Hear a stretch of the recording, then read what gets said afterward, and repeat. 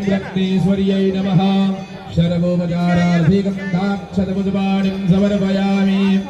ॐ इदग्गुं हविः प्रयाणं मे अस्तु दशवीरग्गुं सर्वगणग्गुं स्वस्तये आत्मसनि प्रजासनि वसुसनि लोकसन्यभयसनि अग्निः प्रजां बाहुलं मे करोत्पन्नं पयोरेतो अस्मासु दत्ता कर्पूरगौरं करुणावतारं संसारसारं भुजगेन्द्रहारं सदा वसन्तं हृदयारविन्दे भवं भवानी सहितं नमामि। कदलीगर्वशम्भूतं कर्पूरं सुप्रदीपिकाम् आरारदिक्यमहं कुरुमे पश्य मे वरदा भव। कर्पूरनिरान्दनं समर्पयामि मातेश्वरि गङ्गादिव्यै नमः।